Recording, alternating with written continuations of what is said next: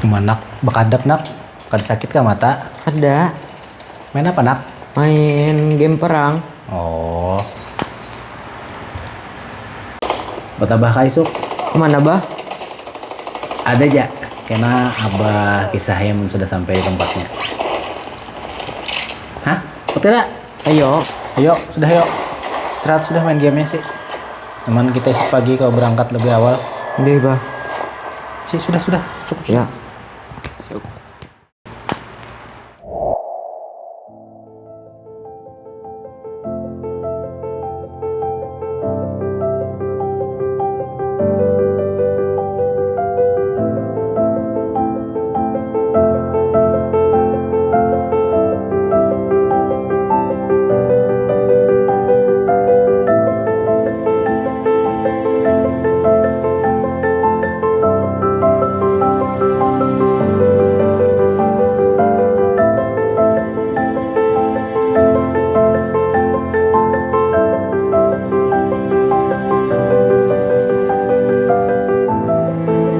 Oh, ini kabel makam Sultan Adam.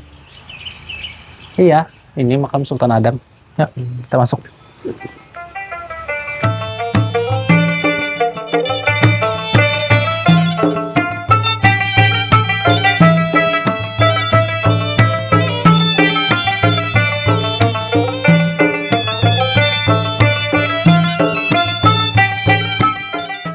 Jadi kayak pas sejarah Sidin nih bah.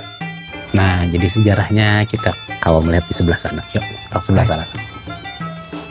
Jadi Sultan Adam Al-Wasik Billah ini lahir dahulu di Karanganyar. Kalau ini orang menyambatnya lebih terkenal dengan daerah Karangintan. Oh. Sekitar tahun 1786. Dan Sidin wafat itu di Martapura sekitar tahun 1875. Nah, Sultan Adam ini adalah raja ke-12 Ya. sejak Kesultanan Banjar yang menganut Islam. Oh. Dan Sidin ini adalah raja ke-20 kalau Ya. dilihat dari silsilah awal kerajaan Banjar terbentuk.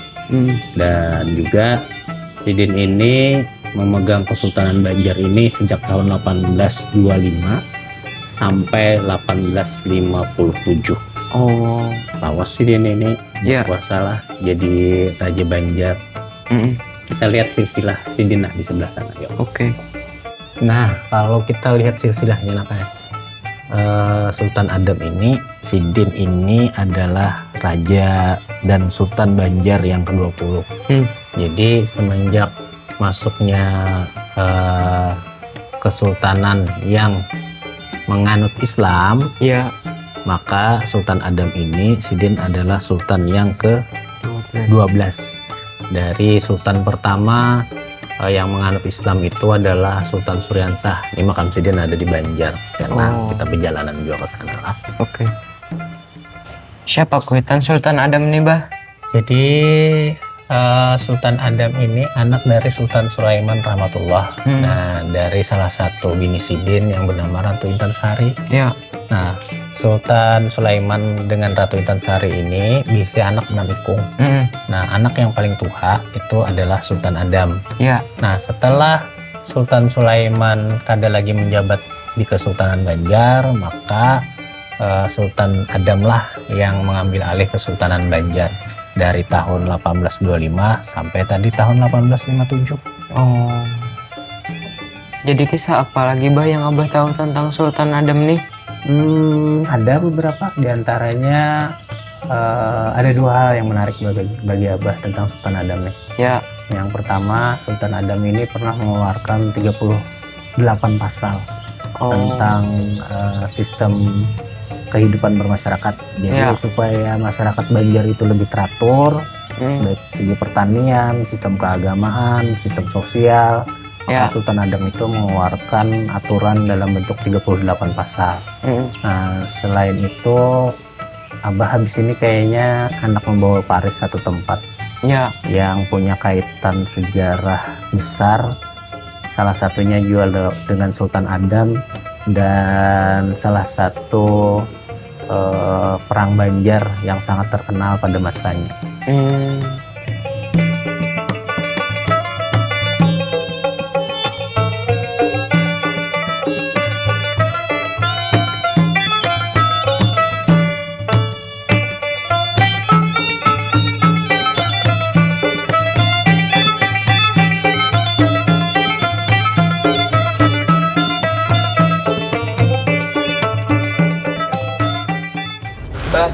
ujar abah tadi apa ojek cagar budaya.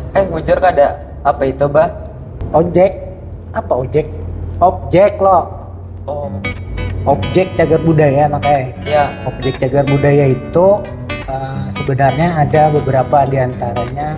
Ada benda cagar budaya, Ya. ada struktur cagar budaya, ada bangunan cagar budaya, terus ada situs, dan terakhir itu ada kawasan. Nah, jadi kalau yang kita datangi tadi itu adalah struktur makam Pangeran Sultan Adam. Ya. Nah, yang akan kita datangi ini itu adalah situs cagar budaya. Apa bedanya yang beda lawan yang lain-lain tuh bah? Oke, jadi kalau objek tadi kan ada benda, ada struktur, ada bangunan, Ya. ada situs, ada kawasan ya loh. Ya. Kalau benda itu ya jelas benda. Kalau struktur dan bangunan itu keduanya hampir mirip, tapi tergantung fungsinya. Ya. Kalau di dalam satu wilayah itu ada beberapa benda, ada beberapa struktur, ada beberapa bangunan, Ya. maka ini akan berubah statusnya, bisa jadi situs cagar budaya. Nah, kayak Oh. begitu juga kalau di sekitaran wilayah tadi ada beberapa situs yang berdekatan, maka ini bisa berubah statusnya kalau dinaikkan jadi kawasan cagar budaya. Kalau yang udah kita datangi ini apa bah ngarannya? Kalau yang hendak kita datangi ini, namun berdasarkan SK penetapan cagar budaya oleh Bupati Kabupaten Banjar tahun 2023, Ya. kita ini akan mendatangi situs cagar budaya karena di dalam situs tadi ada sekitar 26 objek cagar budaya di dalamnya, makanya jadi situs. Ada lah bah objek lain bah. Selain situs cagar budaya yang ditetapkan oleh Bupati Banjar tahun 2023 tadi, Ya. ada juga nakanya 25 objek cagar budaya yang tersebar di Kabupaten Banjar yang juga menjadi satu kesatuan dalam SK penetapan cagar budaya tahun 2023 oleh Bupati Banjar. Salah satunya ya yang makam kita datangi tadi, Ya. makam Sultan Adam. Ya. Jadi makam Sultan Adam itu menjadi salah satu objek cagar budaya yang ditetapkan sebagai cagar budaya oleh Bupati Kabupaten Banjar bersama-sama juga lawan situs yang bakal kita datangi ini. Oh.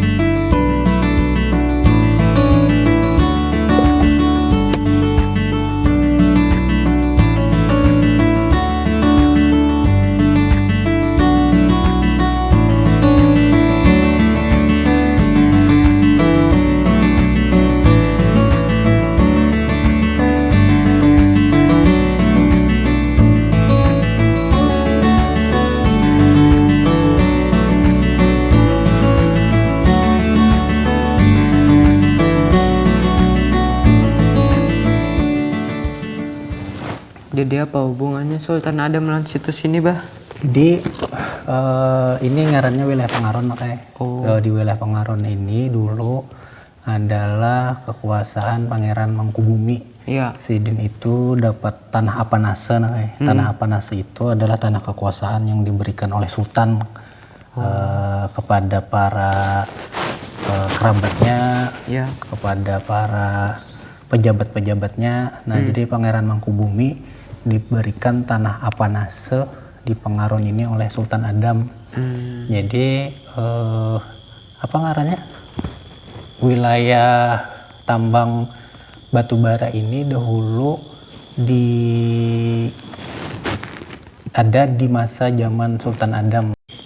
Apalagi bah sejarahnya yang abah tahu?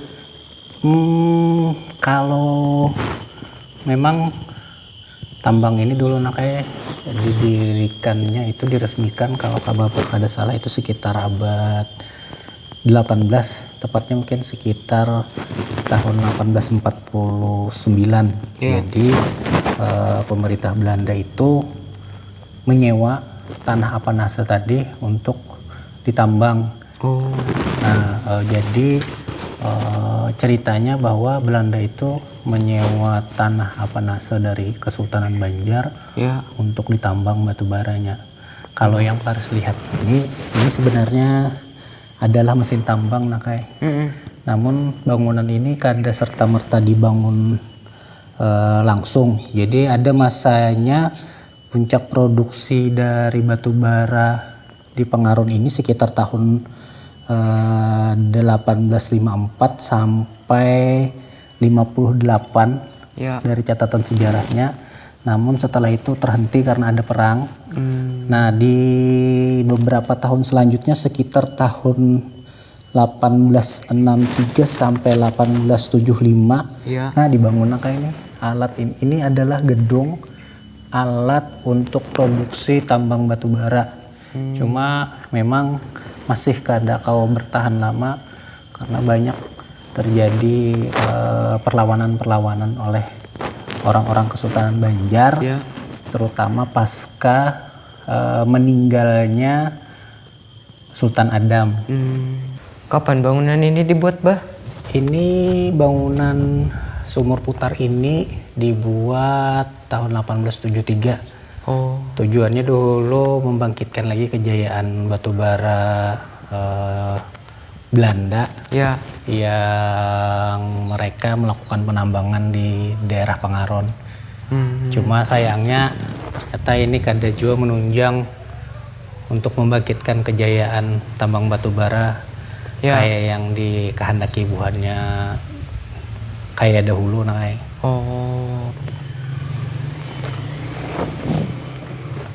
Bah, itu jalanan apa, Bah? Itu di atas ada lagi struktur pintu goa masuk orang menambang batu bara kayak bahari. Wanita naik? Ayo. Mau kah? Ayo. Kita lihat .